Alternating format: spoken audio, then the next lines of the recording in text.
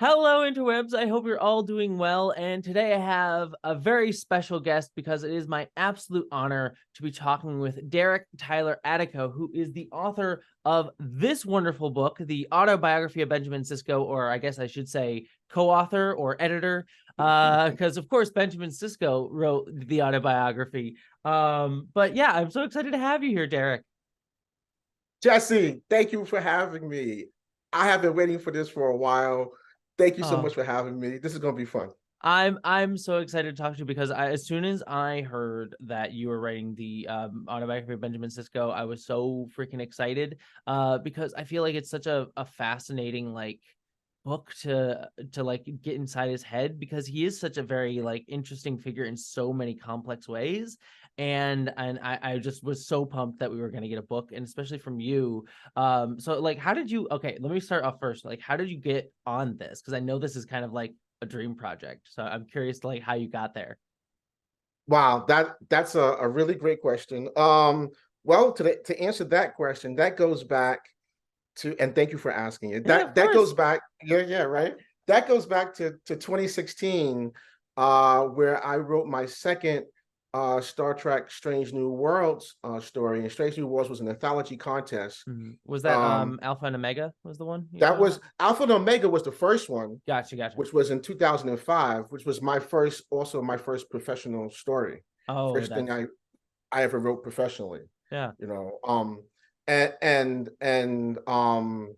So I wrote that Alpha and Omega, that got in, and that took first place. So I was like, oh well, I guess this whole writing thing is something I can do, huh?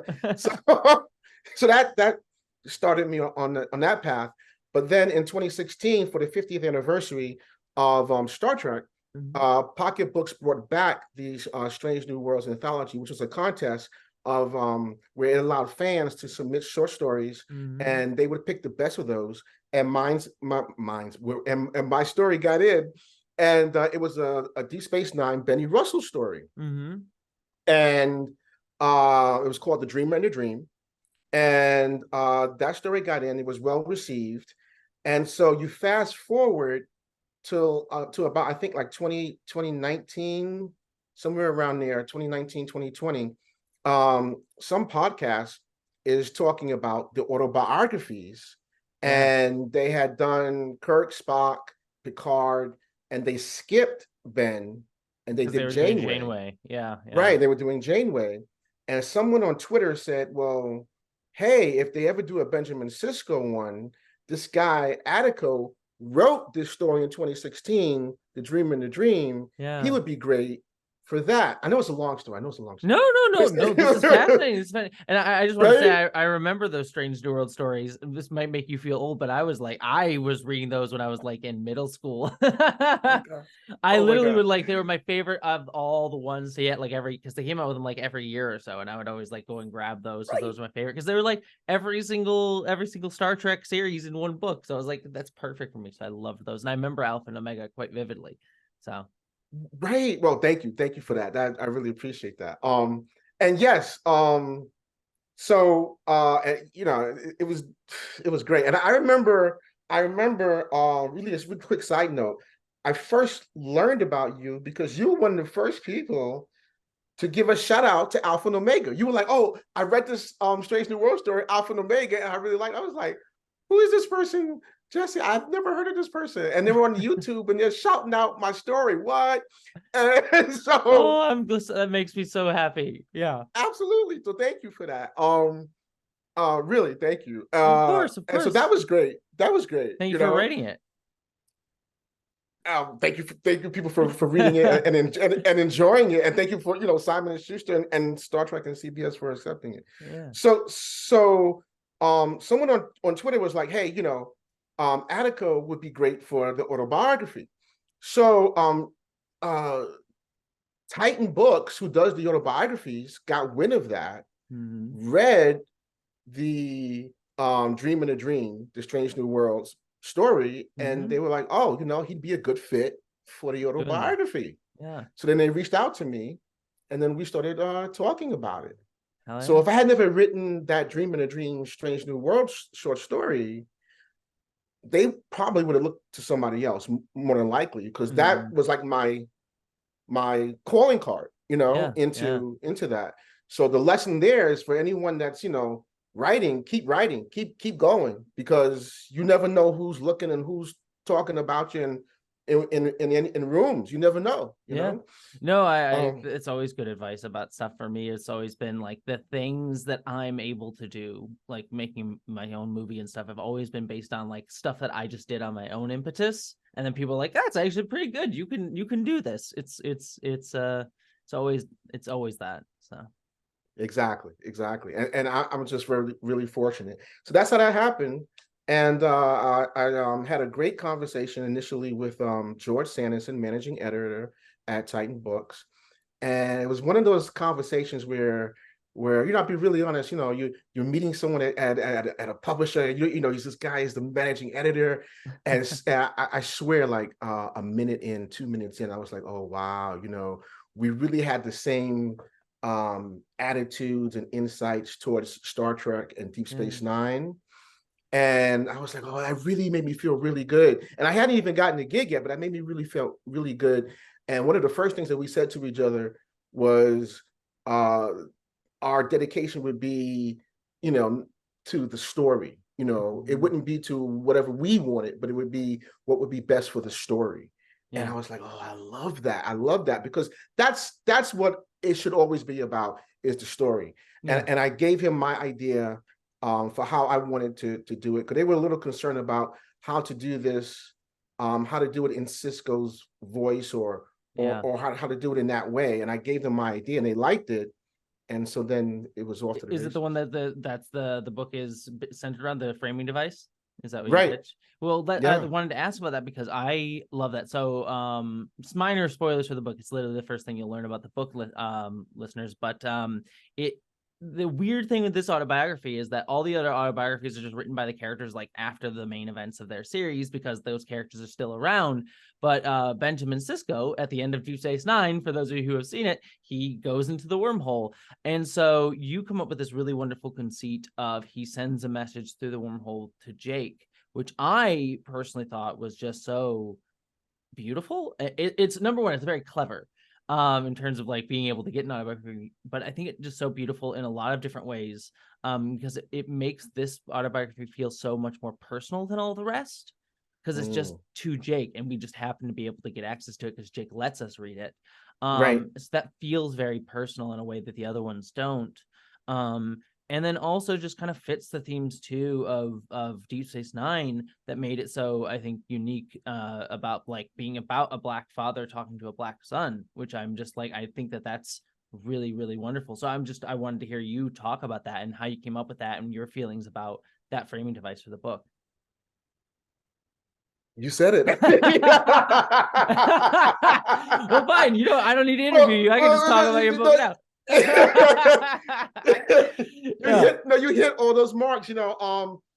Even before I had the project, when I saw that they did the Janeway autobiography, I was like, oh wow, they skipped over Sisko. I wonder if they ever do a Sisko, how would they do it? And I was like, oh, how would I do it? Not even understanding what was coming down the road years later, right? Yeah. Because it's not linear, right? So I was like, oh, and then I realized in the initial ideas of a framing device in my head, I was like, well, in Greek mythology and in world mythology, the gods often speak to humans.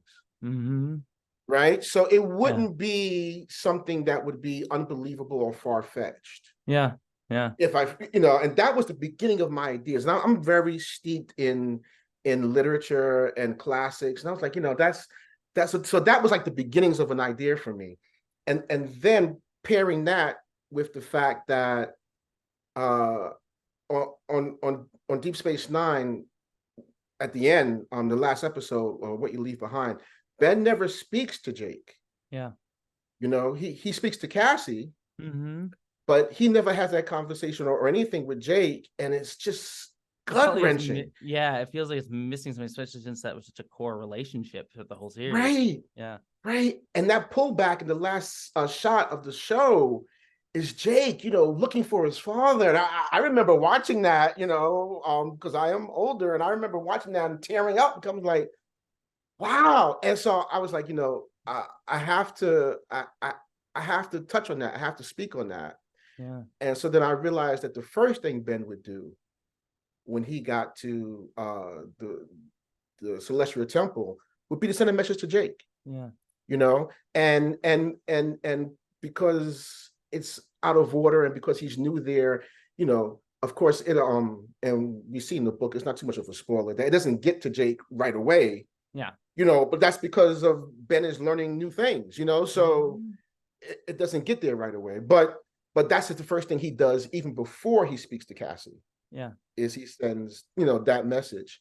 And so it is a true autobiography because he is giving all this information narrating it and giving all this information to his son, And I love the way you play with that too. Again, it just makes it feel so much more personal because there's moments in the book where you like have things redacted because Jake sort of like says like this is between me and him.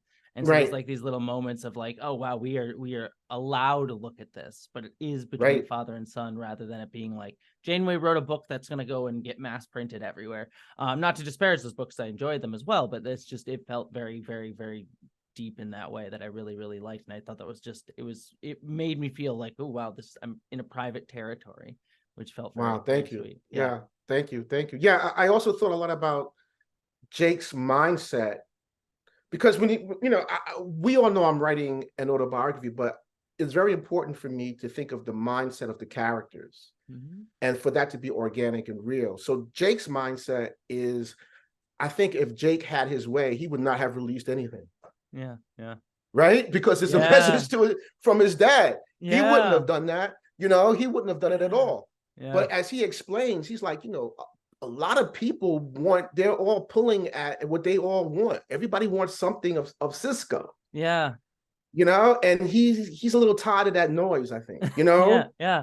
Well, it's the thing he always had to deal with throughout the entire series about his dad being this big thing. And I think you touch upon it too about like the moment in what was it, Explorers, where Jake sort of says like I'm going to be this, and I'm not going to be like you, Dad, and becoming his own person. And so like having to deal with that push and pull of his dad being this like constant big presence to not only in his life but to everyone's life. And I think it's an interesting sort of like pain, I guess, maybe that Jake has responsibility too. So so it's it's interesting because as I was writing this and even working out the outline, I realized yes, it's the autobiography of Benjamin Sisko, but it's also telling a lot of other people's stories and pushing them forward. This is also in many ways, even though they're briefly, it's Jake's story. We get to hear from Jake and see what's going on in his head. And other characters. We get to understand a lot of different people's points of view in the book. His father, Joseph, and we get to see things and understand things that we may not really have understood in certain ways before. Yeah. And now we do through this book, hopefully. Well, that's speaking on Sisko's father. That was actually one of the most powerful parts of the book for me. So listeners, we are going to get into a couple little spoilers to talk about different like beats in the book, so just be aware of that. I'm going to say this right now because I will do a whole separate review, but I adore this book. I think you did a truly beautiful job with all of it. So if listeners don't want any spoilers for the book, you can stop here. But I will say like it's well worth a read even with the spoilers because it is about like Sisko's internal thoughts. It's an autobiography of a character that we know a lot about. So there's not a ton to spoil in terms of like grand Star Trek stories, but the depths of his character I think are wonderful. So honing in on that, I thought one of the most powerful moments of the book that comes fairly early on is when Sisko is talking about going to Starfleet. And there's stuff before that I want to get to as well, but since you mentioned his dad, and his dad takes him to this museum in New Orleans about the history of Black Americans and slavery and all that, and talking about history. And so that sort of suffused throughout the entire book that I really loved, about like you just bring in a lot of like Black history and Black culture to inform Sisko in so many ways. Like even referencing like Octavia Butler a whole bunch, which I really loved, and things like that. So I was curious your thinking about that, because I thought that was just a really powerful beat throughout the whole book. Yeah. Yeah. Well, three reasons for that. One is Derek Tyler Attico is a Black guy and a Black author. Of course. So it would be a little strange if I didn't just didn't bring it up, be like, at all. What? Right? Not at all in the book ever. I would have to, right? And then secondly, the writers of Deep Space Nine did some really good work by crafting and creating Benjamin Sisko and dropping him and putting him his birthplace and his life place in New Orleans, because New Orleans is such a rich, and Louisiana, such a rich town, a rich city, and it stems deeply in African-American culture and music and food. And, it's just so intertwined with who we are historically, but it also opens up America and Americana, and it was just so many statements that could be made about that. And I was like, well, that was just brilliant to put him there. And then I also thought a lot about Gene Roddenberry, because Mr. Roddenberry, he did a lot of work in TOS, telling us, well, World War III happens, and then we mess things up. It's not, it's funny because people don't really think about that when they think about Star Trek. They think about Star Trek as this utopian society, but Gene Roddenberry says, no, we mess things up. That what hits the fan, and when we're at our lowest, we realize, oh, we really need to do better. And then as we start to do better, Zephyr Cochrane creates warp drive, and then the Vulcans show up and inspires us, right? Gives and us a then we start to and we turn that corner. But before that, it's pretty bad. So I started thinking about that, and I was like, well, this is an opportunity to start to show a lot of how that happened and how that corner turned. And then I started to think that, well, that would have to be, just from what we're experiencing today and what we're going through, there would have to be these remembrance centers around the world, because you can't shy away from what happened. No, you need to remember so you don't repeat it. And you need to remember so you don't. Right? And so there would be these remembrance centers around the world that people could walk into, and that would be why we don't have those things on Earth in the 23rd and 24th centuries, because they're so horrific. And we have holograms to show, what were we thinking in the 20th, 21st centuries and even before that. And people can keep going to these places, and they are appropriately now museums because they are in the past. But we can, in a sense, relive them so that we can look forward and not repeat those things, So I started thinking a lot about what a remembrance center would have, and it would have wings, racism and remembrance, war and remembrance, And so, and just the one in New Orleans is just one, but they're all over the world. And I started thinking about, like, how many museums are there in the world currently? And I did a lot of research on all that. And doing all that. And so then when I wrote that scene, I had done so much research. And then I had also done so much research on New Orleans. I've never been, so I've done so much research on New Orleans and jazz and all that. So by the time I was in it, it also it was a really emotional but fun scene to write, because understanding Joseph, that and understanding that the Sisko family still has a certain level of trauma from racism. because even though there's not any racism in the 23rd and 24th century, they still want to make sure that their family doesn't repeat any of that, and they are trying to keep everybody on Earth. Yeah, and in a sense, that's trauma. Yeah, keep and everyone close, keep everyone there, keep everyone close, right? Yeah. And right, it's a form of trauma that Joseph is experiencing, which ties so well into Sisko as a character, his traumas through time, of like he's like, you exist here with his wife's death, and how he slips through time all the time with that. Yeah, that's just really resonant. Yeah. And so another thing I'm doing in the books, I'm trying to show parallels over and over, parallels of trauma, parallels of relationships, just parallels, that you can look back and think, oh, that goes with that, and that goes with that, and so Ben is the one that tells his father, I understand, but I have to be the one to go. And that's what usually happens in and not just in Black families, but I think that's what usually happens in all families, that it's usually the grandparents and the parents that want the kid to do something like stay or do something that deals with culture. And the kid is usually the one that is the explorer. That is pushing those boundaries and saying, I have to do this for me. And it goes to Explorers as well, with Jake saying the same thing, which you bring that parallel up later on. And it brings that, And another parallel that I didn't even really think about until you were just talking right now, but the scene that was most evocative for me during that was when they go to the museum, and it's like a hologram of school integration, I believe. And it was one of the first times that Sisko seems to be aware of his race. Like, I think he looks around, and is like, this is the first time I noticed that other people were white. Which was just a fascinating thing. And the parallel to the Las Vegas episode in Deep Space Nine, where like he sort of talks with Cassidy about like another hologram program that's like, it erases that. It's just like, let's just have fun in Vegas where there's no racism whatsoever, despite it being, whatever the time period where racism would have been very, very much the case. So it's just an interesting parallel. His first experience with the hologram is like the first time he's cognizant of his race, which is fascinating. That's exactly right, because when we see him in that episode, he's not having it. Yeah, exactly. He's like, no.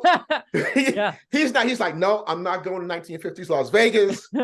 Because it was racist AF.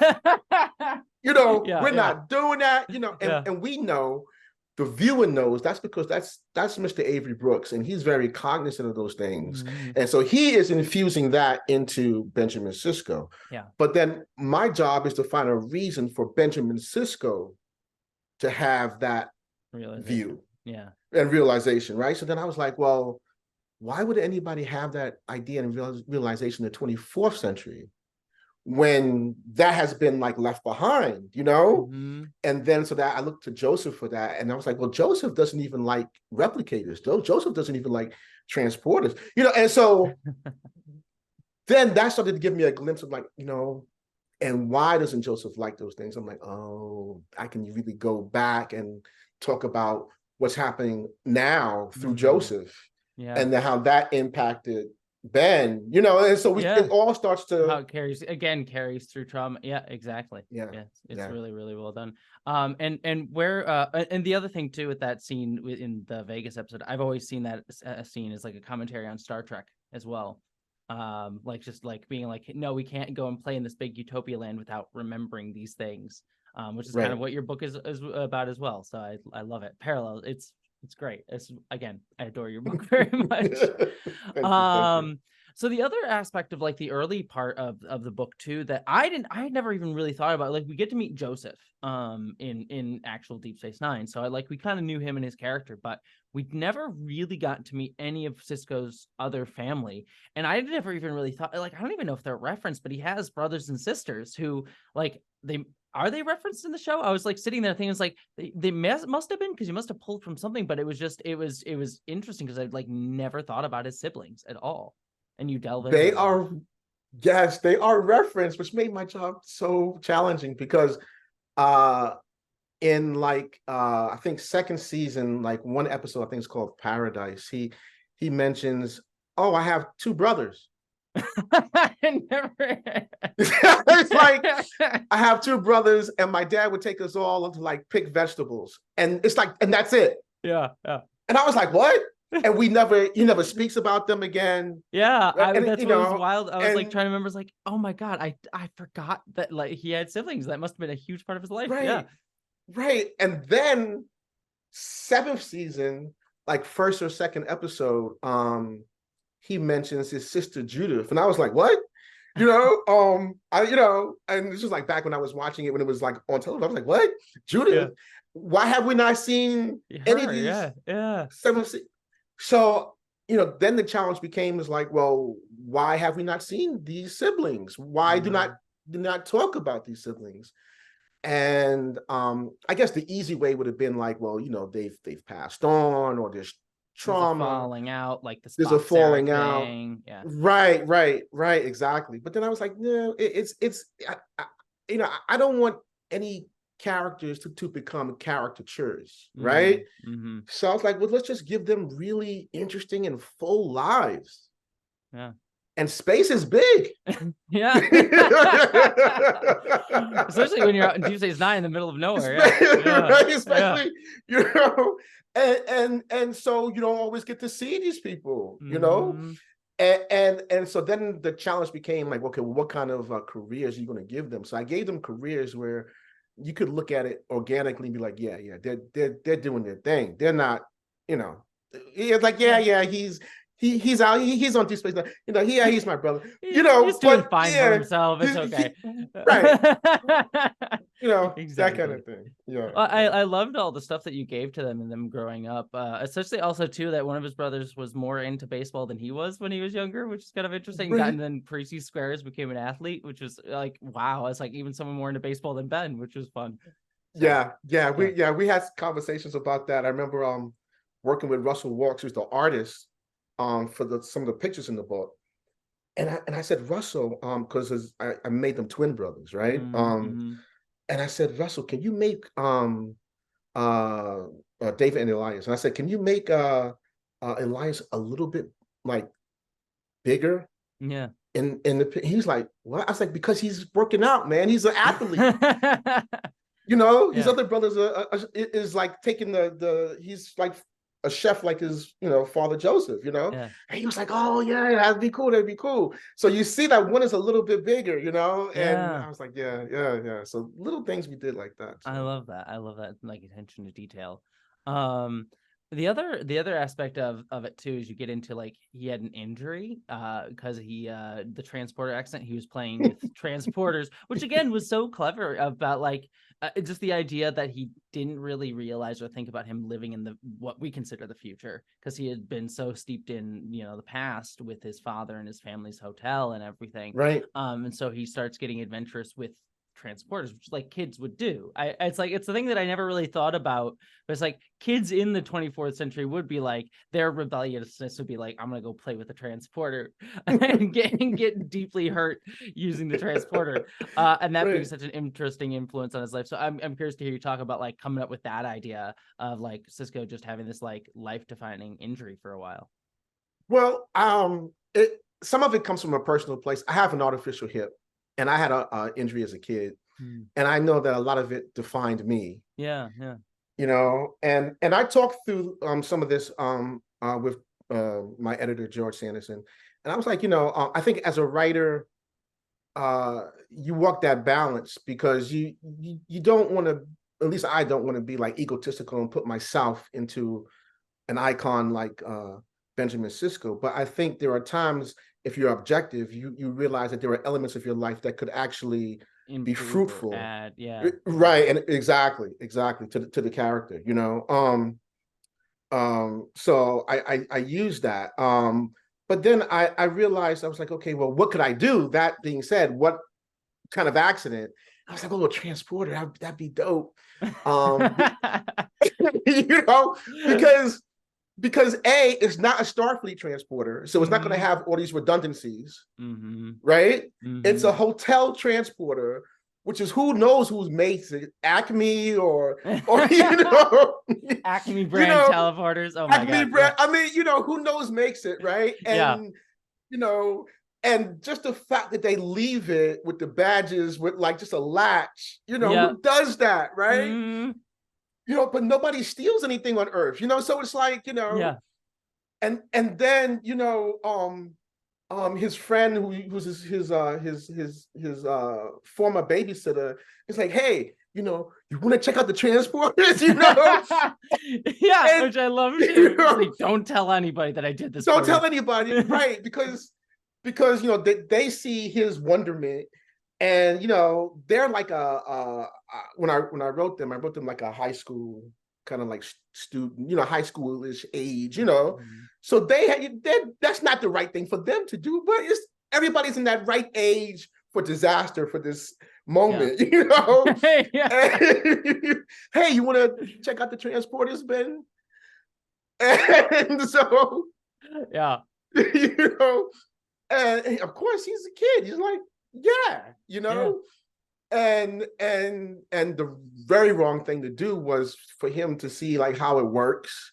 Yeah, and then he does it himself, and then he does it himself, and then he gets that thrill, and then he's coming off of trauma from his grandfather. Yeah, which I didn't touch upon either, but yeah, which is also a powerful moment. Yeah, right. And he takes his grandfather's message the wrong way because he's a kid. Mm-hmm.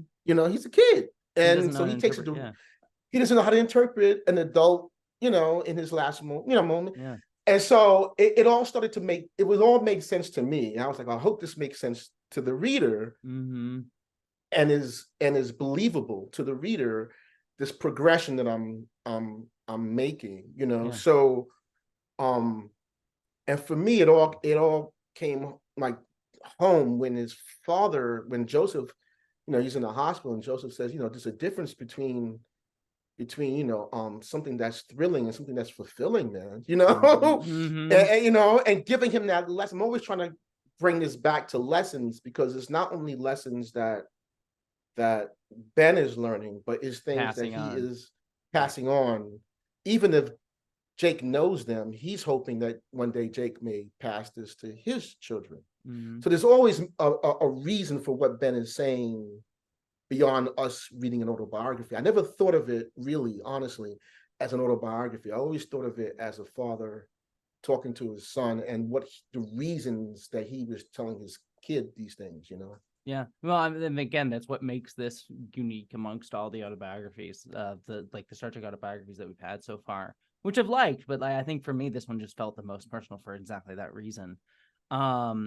Moving on, so this is going to be just a little thing, but as a Lower Decks fan, I will be remiss. I think you already know what I'm going to say. It's just say thank you for taking a trip to historic Bozeman. There's a point, listeners, in the book where Ben's family takes him to the historic Bozeman, which we saw in season 3 of Lower Decks, which is so fun to see it described in a because I'm imagining live action versus the animated. So I was just like, oh, I have to conceptualize the animated space that we saw in live action. You did such a wonderful job evoking it in such a different tone than the show did. And again, it was a wonderful Easter egg that I enjoyed, but I thought that was just really cool. So I love that. Yeah, thank you. I needed something for that moment, and I knew I wanted to have the family go on worldwide vacations. And I was like, yeah. Because I was like, but this needs to be something else before that. And I was like, oh, and I think that was around the time I was writing, I think, or right around there. And or maybe it was a month or two before that. It was around that time. Yeah. And I was like, oh, you know what? Let me watch that scene. And I was like, oh yeah, I could drop that in. I could drop that in. And it just made sense that, his mom, Ben's mom is always thinking about these things, and to give him that gift, that's his first warp flight. Mm-hmm. With the family, doing it with Cochrane, yeah. And doing it with Cochrane, so that's his first warp flight. And so I was like, yeah, that's kind of dope. And then that also is cool because you also get to see Joseph's first little mini warp flight, and Joseph is just blown away. He's like, yep. Oh, and because you start to see that certain veils are being opened, certain things are being opened to Joseph. I was like, yeah, this is a really good moment. So yeah. That was fun to write. That was fun to write. I That wrote was that in like 20 minutes. It was like, it it was was just so it's good. It was fun to read. I loved that part. I'm like, oh my God, are we actually doing this? It was so great. I loved it. Well, moving on from there, we start to get into Ben going off to Starfleet. And even before then, what I really loved is you have this section where like Ben, he excels at it and he almost gets into Starfleet early, and then his parents sort of come in and say, you don't know what you don't know. Right. Don't go and join like this high stress, high performance environment. Like live life like before that a little bit more.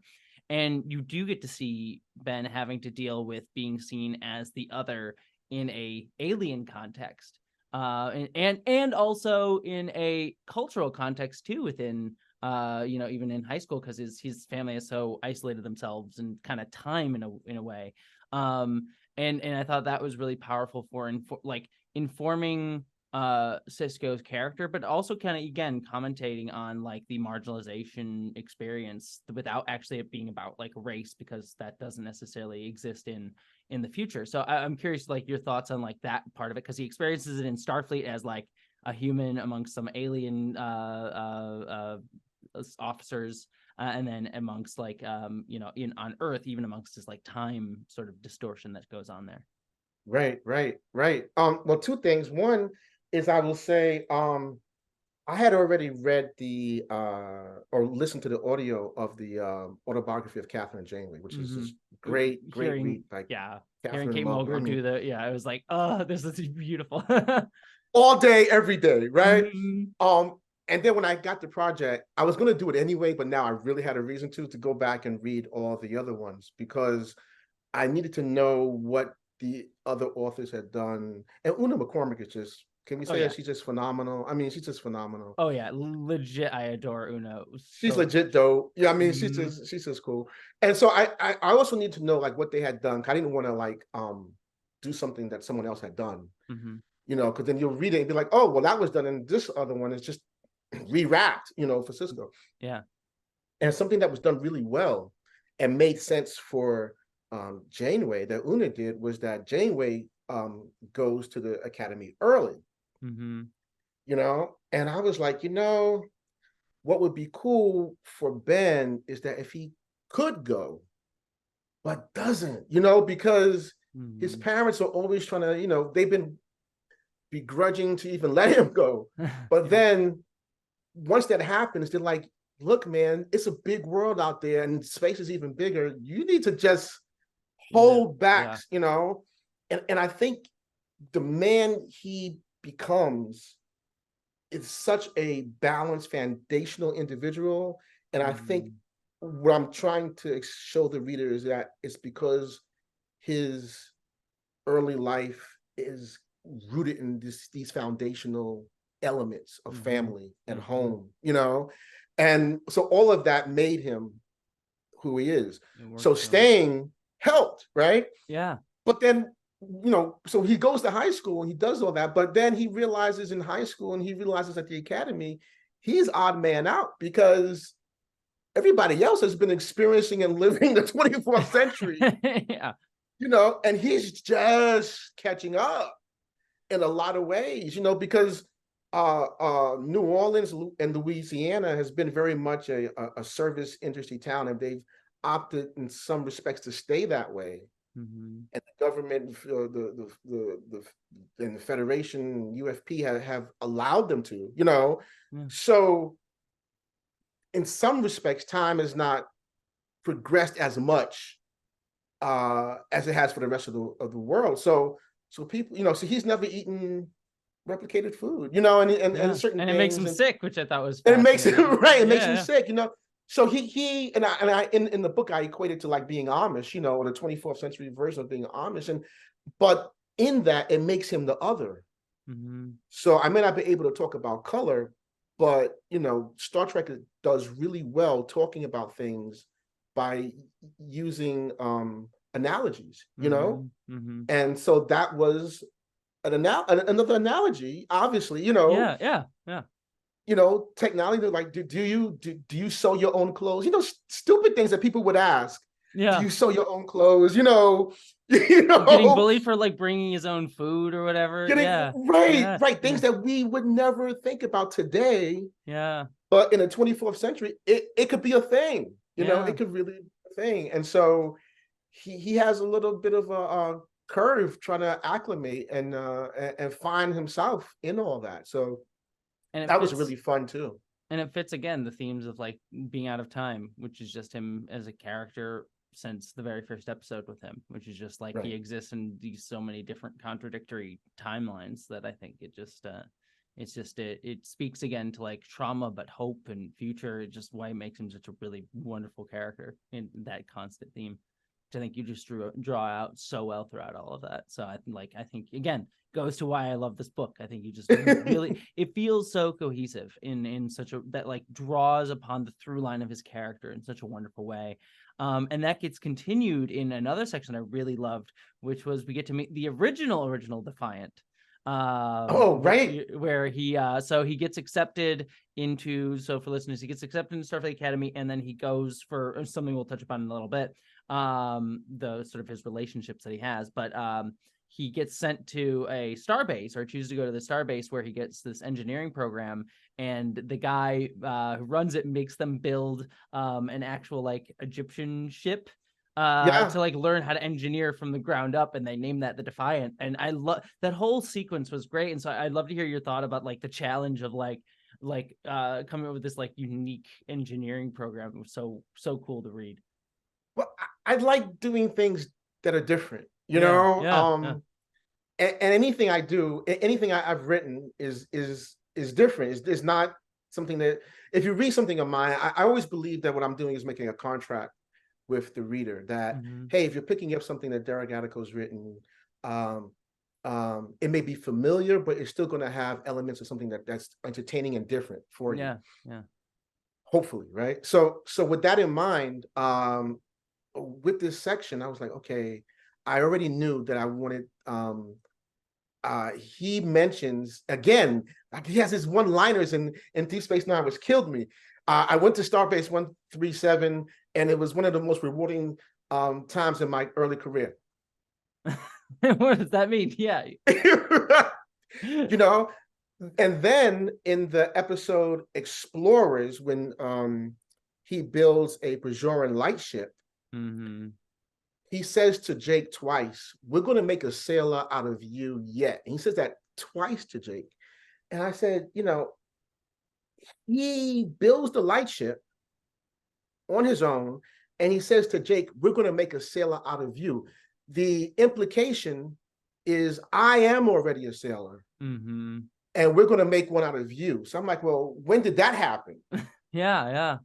Right? Because we never saw... Nice, very clever. Yeah, I didn't even make the connection to Explorers too. Yeah.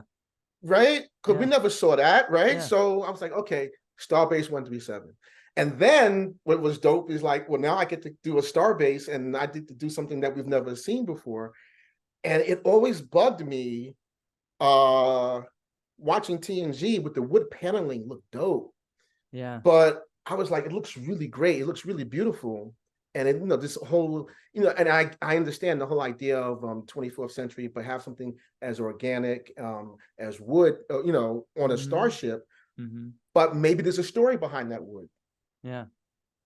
Let's build a story around that. And so then I created the planet and the story of that wood in Starbase 137. Yeah, that's so cool. I love it. Yeah. It's and again, I didn't even make the connection to Explorers that he like has this desire to like build, and he always kind of had that throughout the whole series where he's like tinkering the models. clock, exactly. Yeah. So like that kind of just weirdly fits that's where it comes from, and also that he had the models as a kid too of those little starships, which also felt like was that a Lower Decks reference, by the way, or is that just something you just had? No. If I'm being it didn't really have honest, to be. It just made me think of like the Deep Space Nine model that Eugene Cordero's character had. Right. No, but a little bit of a behind the scenes thing. When I had my hip replaced, I was in a cast for like 6 months, and I was crawling. I was a kid, and I was crawling. I was going on my mind. Yeah. My mom bought me starships to put together. Oh, that's really sweet. Yeah, so that's even better than a Lower Decks reference. So I had to put that in, Yeah, of so, course. No, I love that. and That's wonderful. yeah, and it works for Ben. So Yeah. yeah. I love that. And then it also lends with like Christopher Pike and all that jazz during that, which Right. And I just thought all of that, made sense for his headspace at the time. It just made, she's trying to help her son, and get him out of a which could be a potentially really bad headspace. Yeah. And so that's why she's, everything has to have a reason. It's just not dropped there, so yeah. She's really trying to help her kid when she herself may feel a little powerless because she's not living his experience right now, Yeah. So yeah. Well, that kind of naturally leads me into the next part, as I want to talk about the women in his life, because he has his grandmother, his mother, and then these several failed relationships that he has until he meets Jennifer. So I was just curious what you're thinking about all the women that sort of influenced Sisko throughout his journey as well. Well, I love women.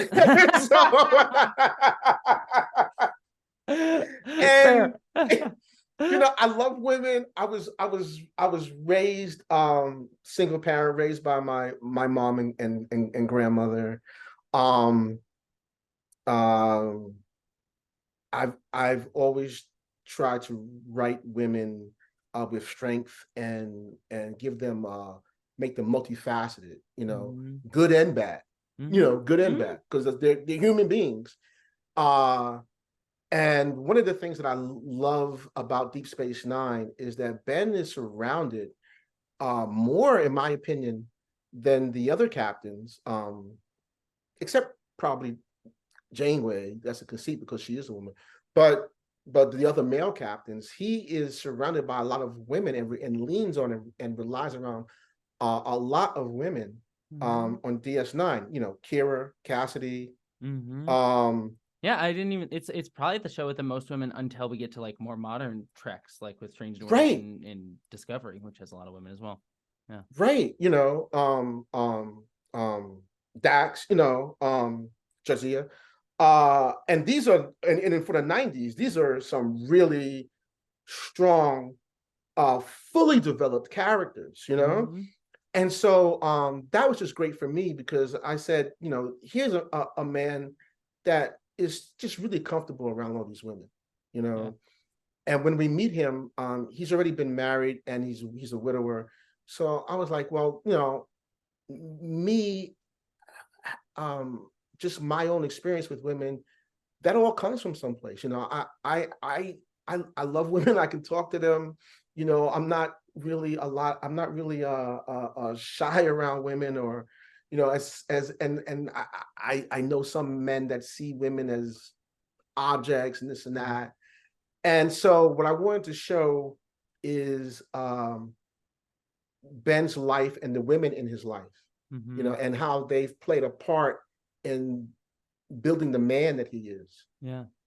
Because I think that's important to see. Yeah, and I love how you spoke about like his failed relationships and him like reflecting back on them to Jake several times, about like this, like the people that come into our lives and then leave them, and how they leave an impression on you, and sort of think about that, about what they mean to you. Like I loved those moments about like him getting to meeting Jennifer, which is also like such a really great part of the book as well, where you sort of like him sort of like going up to her, like, I'm meeting the woman I'm gonna marry, and him sort of like having this weird like presage, like it's very cute and very confident, like haha, I can try that. But it's also, again, it kind of fits that like he can like kind of just see the future a little bit in I don't think a very conscious way, but it fits so well with him.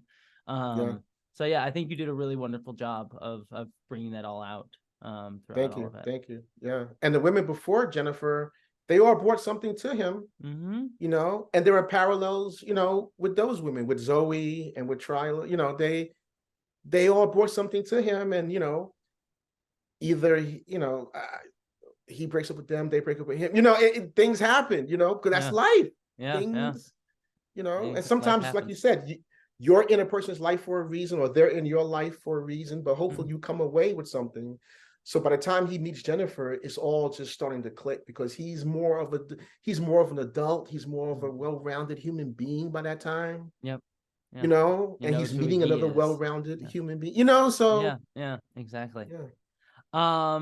So the next part that I wanted to ask about was we have to talk about sort of well, let's start a little bit before that, like going on the Saratoga, which I really loved. And I loved the way you introduce him to the crew there, which is the Preservation Hall Jazz Band, which I got to go and visit years ago, so it was really nice. I've been there. It was one of the most like profound, because my parents took me when I was really young, and I used to play the trumpet. So it was like a Oh very unique wow. experience. So I was like, oh wow, I can see it too. It was just it was so great to see Was that. that accurate then? Yeah. Oh, it felt very accurate Really? too. Yeah, Oh yeah, yeah, man, yeah, that's great. That's yeah. great. That's great. Thank I you. remember Okay. when I was there, it was like they took me like late at night, and my brother and sister was, because we were on a trip to New Orleans, and so my brother and sister were asleep because they were younger, and my parents, like, they knew I loved music because my brother and sister never cared for it. And this is my story. Sorry, apologies. No, no, I'm fascinated. Yeah, no, and so I played the trumpet, and so they just like come with us, and I had never heard of Preservation Hall, and so they like just took me, and they took me there late at night, and it was just like this. We were in this small room, and it was just, they were right there, and this guy played the trumpet so beautifully there, and it was a really like magical experience that night. So I really loved like seeing it, even though it was a hologram program in the book. It was a really sort of like fun thing, and also like I loved the Vulcan way that you got into that, which was so fascinating. I love to hear you talk about that, because like having a Vulcan choose to do interviews using Preservation Hall Jazz Band is such a wild concept, but you make it make so much sense that I loved. So I love I love, again, I love doing things that are different, yeah. you know, and I've been writing Star Trek now professionally since 2005. And so I'm always looking for ways to show the reader um, different parts of the Star Trek psyche and different ways of Star Trek universe. And so I love Vulcans, but Vulcans, they have emotions. They're just extremely good at repressing them, but they have them, and that doesn't really make them good or bad. Sometimes I think it makes them a little scary, because anyone that can repress anything to that degree is a little scary, right? Yeah. You know, Yeah. which is why, to diverge for a second, which is why Burnham is such a messed up character. When we see her, because you take someone that loses their parents, and what do you do? Put them in, give You her to repress. I mean, bury it all down. It'll be fine. Right. A lot of these fans were like, "Oh, I'm like, the reason you don't get Burnham is because she's struggling because she's messed up, Yeah, and so her arc is trying to get back to being a human being, after all that. So that's another story. But we could talk all day. I would talk all day about Burnham and why she's a great character, but that's a whole right. Yeah. Same here, right. Yeah. So, but the idea of Vulcans always find ways. It's been my impression watching the different shows. They find ways to emote. They just New York sound. It's all good. It's all good. But they find ways to emote. It just may not be what we might expect. So seeing the captain of Saratoga, using a trumpet makes a lot of sense, because he can emote a lot through that trumpet that he'll never say. Yeah. That he'll never show. But it's all right, it's all in the trumpet. It's all there, It's the same thing with like Spock and his lyre or whatever. Yeah. Right. It's the same exact thing. And then it's just so logical, because if you can pick up the keys, and if you can pick up the keys, sorry, not keys, but cues, if you can pick up the cues in a jazz session, then logically those same people are going to work well together. It's just logic. And so from his point of view, that's what he's going to put. It makes perfect sense. Yeah. Right. Yeah. So yeah. No, I love that idea of like, oh, like the bridge is like a jazz improv session that you have to like kind of pay attention to all the moving pieces. Like I never really thought about it that way, but it was so evocative that I really loved. So I thought that was great. Which then does sadly bring us to to Wolf 359. So I'd love to hear your thoughts about going, because that had to be like a big like nerve-wracking scene, right? I would assume. I remember watching the premiere of Deep Space Nine, and I just remember being blown away because the first like 3 minutes of that show, it's just like they're really coming out the box. It was like nothing anyone had seen in regards to Star Trek before. It was very fast paced. It was very brutal. People were getting killed. The Federation was getting its butt handed to it. Sisko's wife dies. It's like I timed it for the writing for the book. It's like 3 minutes. Like the whole sequence is like 3 minutes. And from like minute 1 to minute 3, by minute 3, he's like in the shuttle. Yeah. It's nuts. It's like it's like a lot happening in such a short amount of time. It's just right. And I'm like, wow. And I wanted to try and give a little bit of that feeling, and to have someone that you love ripped away from you, and to show that, here was this person that was really a really balanced person. But I think Jennifer's death, you start to look at Jennifer's death, and then you start to look at the other deaths in his life. And I think her death was just one too many, especially with like his grandparents and right, with his grandparents. And that was the whole point of even creating and building the grandparents. I wanted to give them a foundation, and then show, like I said, that there was just so many parallels in this book. So when Jennifer goes, it's just, logically, in his head, he knows this can happen, but you don't really understand something until it happens. And especially death. And when that happens, he just starts to become a whole different person. And we start to see that, and we saw a lot of that with Picard in First Contact, where he just wants to hurt the Borg in his way.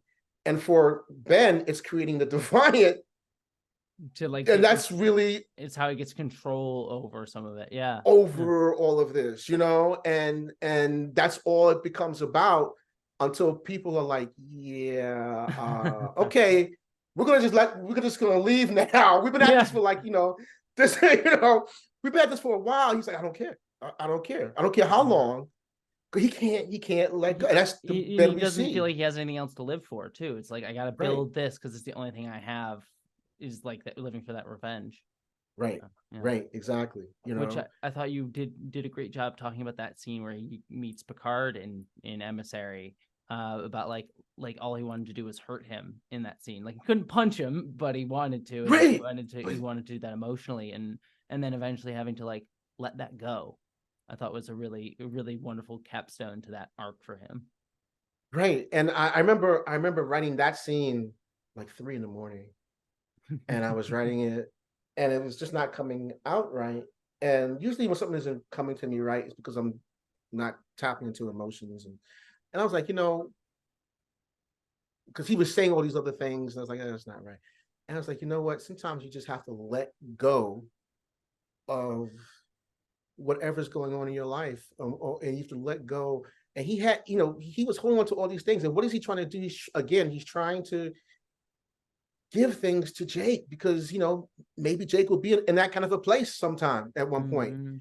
He's like, you got to let go, man, because, the first person you save when you let go is yourself, And I was like, yeah, that feels right, So, and then I knew I had it. And I don't think I ever came back to that scene again, because I knew I had it, It was like, it worked really well. And again, tying it into like letting Jake know that, I thought was really, really, really wonderful. And this brings us into the last section of the book, where you kind of, and it's slightly different than all the other autobiographies, because a lot of the other autobiographies kind of, you do touch upon like specific events throughout the series. A lot of the other autobiographies as well would be like, we'll talk about like this event from like a very personal perspective of the character. But what I like that you did kind of different than those other ones, at least the ones that I've read, was that you kind of did it through his relationships. Where it's like, I'm going to talk about Kira and you talk about like specific things that they have like dealt with that like informed Sisko's view of Kira. And I thought that was like kind of a nice little twist on describing like the events of the series itself, like talking about it through those characters. So I was curious your thinking on that. Yeah. Again, it was like, well, I know for everyone else this is autobiography, but my thinking is he knows he's in the Celestial Temple. And so he's going to start talking about and understanding Ben's thinking, he knows that at some point some of this might get out. Mm-hmm. I mean, he's aware, not. Yeah, and he might even right. be consciously aware of it, considering this time stuff. Right. Well. Yeah. Right. And there are certain things that he says that I've dropped some Easter eggs in this. There are certain things that he says, which are letting certain people know certain things that he's saying, because he's also a Starfleet captain. Yeah. Right. I mean, so I mean, it's there's a lot happening in this. So it's not only a father talking to his son, but he's also a Starfleet captain. So he's like, well, okay, I'm what am I going to do? I'm going to tell Jake about the people that if you and I worked for 7 years, if you and I worked for 7 years, I'm not going to talk about events that you and I worked. Yeah, exactly. It's together. It's like why is Derek telling me this in the letter? What? It's like, yeah, I was there. I was there. That makes no sense. But if if I'm someplace and I need you to know what I feel or think about these coworkers so that you can use that knowledge, as you relate to them, or if you need their help, or if you need something from them, or if you need to know you can, them. Yeah. Right. Then it becomes meaningful. So he's telling Jake his innermost thoughts on these people, things that he never had opportunity to say to him about these people. And it's like, hey, this is who these people are. You may have already thought this, but this is really what I think of these people. Because who knows what's going to happen, and who knows, in regards to like what Jake may need these people for. Yeah. And I do, now that you say that, like, he knows that it might have gotten out too. It's thinking back on reading it, it's sort of like, oh, he's also saying this to them too, in a way, right? Like they'll get to read this and they'll be able to see like what his thoughts were, like his final performance evaluation in a way. Right. Of them. Right. Like when he's talking about Garrick, he's talking about Garrick, but you could make the argument he's also talking to Garrick. He never lied to himself, which is, I thought, a very astute observation of Garrick as well. He never did. He never lied about lying. He never did. Yeah. Garrick always told you, yeah, that's who I am, as opposed to the Ducat who lied to himself all the time and lied to, and it's a very astute observation about the difference between the two. Is like Ducat always seemed like he was telling you the truth, but he was lying to himself, and Garrick was always like seemingly he was lying, but he was always telling you the truth about who he was in terms of like how he acted. Maybe not the facts of who he was, but how he acted. He was always truthful in that. So yeah. And I've recently listened to the audio book of A Stitch in Time. Oh God, that's so. My God, it's so good. Heart. Yeah, I know. Listening to him deliver it too. I just it's so good. Well, it's so perfect. But it's interesting how I'm like, oh man, these could be like almost like Deep Space Nine bookends, because because they're like at one end of the spectrum and the other end of the spectrum of these two characters. So I was like, yeah, this is cool. And I didn't start listening to it until like after finishing writing the the autobiography. So it's really cool. Yeah, no, it's such an interesting theme of Deep Space Nine that I'm writing because I do my like Sex and Star Trek series, and I'm doing the Deep Space Nine one that I want to release next year. I've been working on it forever, but the hardest part for me is just like really nailing down this idea of trauma and time that Deep Space Nine as a series as well epitomizes in Sisko. But like the whole thing about Deep Space Nine, I think, is just this constant look at how trauma traps us in time, and then how we try to move forward from that in ways that feel true to who we are. And it goes throughout all the characters. Like Bajor deals with it as like a culture. Kira deals with it. So it's just it's such a great through line that you bring forward, I think, throughout the book that I really love. And I guess we're kind of nearing the end of kind of going through the book. So I guess I kind of want to ask you is like, what was your takeaway writing this? Like, what was something that you really felt that you as a person took away from writing about Ben Sisko and like being in his head for so long? You don't It have was to one have of an the answer, but yeah. Sorry. no, I do. It was one of the most rewarding experiences of my life. Quite honestly, it's my first novel. Yeah. Really? Yeah, Damn, yeah, because it's a phenomenal novel for your first, like, hot damn. Yeah. You did yeah. it. Yeah. So Alpha and Omega was my first professional short story. Yeah. Autobiography of Benjamin Sisko is my first novel. It's a little mind Yeah. blowing, man. Yeah. Yeah. That both are Star Trek. So that's a little mind blowing. I remember like right before I started, I was honestly feeling like I was starting to feel a little overwhelmed, because just overwhelmed in the sense of, I'm writing the autobiography of Benjamin Sisko, one of the captains, Star Trek. And I was like, you know what? You gotta quiet all that noise in your head. This is just a project, and you gotta get this project done. And I just turned all that off, And only like recently, now that I like allowed myself to kind of like take all that in, and I'm like, oh wow, that's a thing that happened. This is pretty cool, Yeah. But you can't think any of that at the time, or you'll mess it up. No, I know that too. Like I said, I just directed a movie, and during like there's people around me that were kept saying like, Jessie, like feel it, like be in the most, like, no, I can't, because I need to focus on getting it done. And like you can look back and like I remember I got we built the whole set, and we did the whole shoot, we did the whole thing, and then we tore it all down. And literally it was like I was the last person out of the set, like we had torn, like I walked out and I saw like the set was gone, everything was out, there were no people here, that I just been in this intense pressure for such a week. And then I literally just started crying at that moment, because it's just like that's when I can feel it. And it's like I did this thing. Right. Yeah, exactly. Right. So I feel that very much, like you focus on getting it done because you're passionate about it and you want to get that thing done. But then you feel like, oh, I did a thing at the end.